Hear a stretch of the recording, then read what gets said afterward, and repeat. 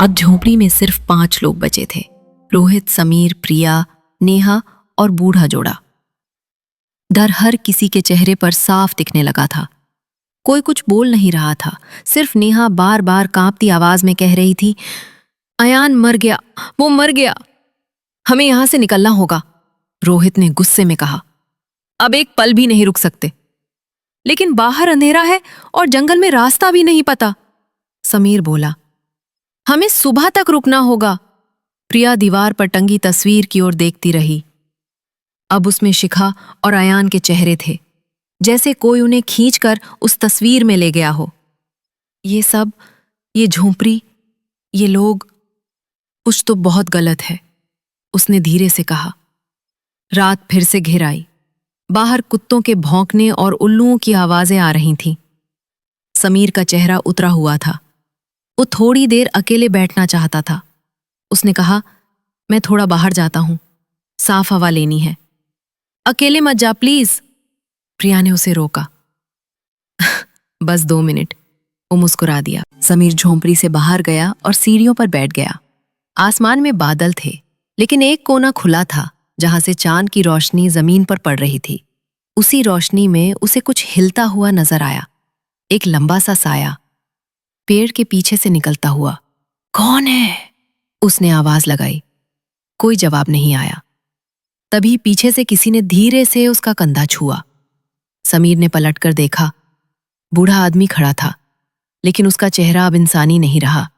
आंखें अंदर धसी हुई, मुंह लंबा और दांत बाहर निकले हुए। तू भी अब हमारा है, उसने गुर्रा कर कहा, और एक ही झटके में समीर को पेड़ के पीछे खींच लिया गया। कोई चीख नहीं, बस एक घुटी हुई सांस की आवाज, और फिर सब खामोश। अंदर बैठे रोहित को लगा किसी ने दरवाजा खोला है, पर जब वो बाहर गया, वहां सिर्फ समीर की चप्पलें थीं, और दीवार पर तस्वीर में अब एक नया चेहरा जुड़ गया था, समीर का। झोंपड़ी में सिर्फ 4 लोग बचे थे, रोहित, नेहा, प्रिया और वो बूढ़ा जोड़ा। रात का सन्नाटा और गहरा हो गया था। हर दरवाजे की चरमराहट, हर हवा की सरसराहट अब डर का इशारा लगती थी। प्रिया बार बार उस फोटो फ्रेम को देख रही थी। उसमें अब समीर की शक्ल भी जुड़ चुकी थी। उसकी सांसें तेज चलने लगी। मुझे ये सब बर्दाश्त नहीं हो रहा, प्रिया ने कहा। मैं अभी नीचे जा रही हूं, बस थोड़ा पानी लेना है। मैं साथ चलूं? रोहित ने पूछा। नहीं, मैं ठीक हूं, प्रिया बोली और सीढ़ियों की तरफ बढ़ गई। नीचे का हिस्सा अंधेरे में डूबा हुआ था। एक कोने में टिमटिमाता हुआ दिया जल रहा था। प्रिया रसोई तक पहुंची, लोटा उठाया और पानी भरने लगी। तभी उसके कानों में धीमी सी आवाज आई, जैसे कोई फर्श पर नाखून घसीट रहा हो। उसने पलट कर देखा, पर वहां कोई नहीं था। कौन है? उसने डरते हुए पूछा। आवाज बंद हो गई। प्रिया ने जल्दी जल्दी लोटा भरकर मुन्ना चाहा, मगर तभी दिए की लौ बुझ गई और पूरा कमरा अंधेरे में डूब गया। एक ठंडी सांस उसके गले के पास महसूस हुई।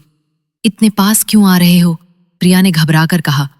तभी एक हाथ उसकी गर्दन के पास आया, और फिर उसकी आंखों के सामने वो बूढ़ी औरत का चेहरा था। अब वो इंसानी नहीं रहा था। उसकी आंखें काली, मुंह बड़ा और दांत नुकीले थे। अब तू भी हमारे साथ चलेगी, वो गुर्राई। प्रिया चीख भी नहीं सकी। ऊपर बैठे रोहित और नेहा को बस एक गिरने की तेज आवाज सुनाई दी, और फिर खामोशी। जब रोहित नीचे गया तो वहां सिर्फ लोटा गिरा हुआ था, और फर्श पर पानी में भीगी हुई एक बाली पड़ी थी, प्रिया की। दीवार पर टंगी तस्वीर में अब एक और चेहरा जुड़ चुका था, प्रिया। अब झोंपड़ी में सिर्फ रोहित और नेहा ही बचे थे। दोनों सांस रोककर बैठे थे, आंखों में डर, लेकिन अब डर के साथ साथ गुस्सा भी था। हम भाग भी नहीं सकते, और अगर कुछ किया नहीं तो अगला नंबर हमारा ही होगा, रोहित ने कहा। हमें पता लगाना होगा कि ये मरे कैसे नहीं और मारे कैसे जा सकते हैं, नेहा ने कहा। आंखों में आंसू के साथ हिम्मत भी थी। रोहित ने पुराने सामान को खंगालना शुरू किया। एक कोने में उसे एक बहुत पुरानी किताब मिली, धूल से सनी हुई, लकड़ी की अलमारी में छिपी हुई। उसने किताब खोली तो उसमें पुराने जमाने की रेखा चित्र और कुछ टेढ़े मेढ़े अक्षर थे। नेहा ने गौर किया, ये संस्कृत जैसी भाषा है, लेकिन देखो ये चित्र, ये वही बुरा और बुरी लगते हैं। किताब में लिखा था कि ये जोड़ा एक शापित आत्मा है जो हर 100 साल में 6 लोगों की बलि लेता है, जिससे वो अगले 100 साल तक जीवित रह सकें। और नीचे छोटे अक्षरों में लिखा था, इनका अंत केवल उसी आग से हो सकता है जो चिता की पवित्र राख और नीम की लकड़ी से जलाई जाए, वरना ये हर रूप बदलकर वापस लौटेंगे। नेहा ने रोहित की तरफ देखा। हमारे पास सिर्फ यही एक मौका है, तो चलो, अब डरने का नहीं। अब इनको वहीं भेजने का वक्त है जहां ये बिलोंग करते हैं, रोहित ने आंखों में आग के साथ कहा। नेहा और रोहित अब झोपड़ी के नीचे तहखाने में पहुंच चुके थे। उनके हाथ में किताब थी और एक थैली, जिसमें उन्होंने पुराने कमरे से राख और कुछ नीम की सूखी लकड़ियां इकट्ठा की थीं। तैयार हो? रोहित ने पूछा।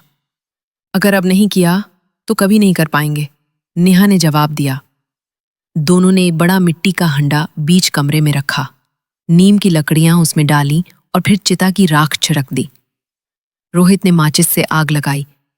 एक गाढ़ा सा धुआं उठने लगा और उसी वक्त झोपड़ी की दीवारें कांपने लगी। बूढ़ा और बूढ़ी अचानक तहखाने के दरवाजे पर आ गए। उनके चेहरे अब पूरी तरह पिशाच बन चुके थे। काली आंखें, लंबे नुकीले दांत और झुकी हुई कमर के पीछे से एक अजीब सी ताकत फूट रही थी। तुम हमें नहीं रोक सकते, बूढ़ी चीखी। अब तुम्हारी 100 साल की भूख खत्म होगी, रोहित चिल्लाया और जलता हुआ हंडा उनके सामने पलट दिया। जैसे ही राख और नीम की आग उन पर गिरी, दोनों चीखने लगे। उनकी चमड़ी जलने लगी और एक तेज नीली लपट दोनों को घेरने लगी। चंद सेकंड में सब खत्म हो गया। न वो बचे, न उनकी आवाज। झोपड़ी फिर से शांत हो गई। नेहा कांप रही थी। रोहित ने धीरे से उसका हाथ पकड़ा। तुमने मेरी जान बचाई, नेहा ने आंखों में आंसू लिए कहा। नहीं, हम दोनों ने एक दूसरे को बचाया, रोहित ने जवाब दिया। दोनों ने एक दूसरे की आंखों में देखा। पहली बार डर से हटकर सुकून की चमक थी वहां। रोहित ने झुककर धीरे से नेहा की पेशानी को चूमा। नेहा की आंखें भीग चुकी थीं, मगर इस बार डर की नहीं, राहत और अपनापन की वजह से।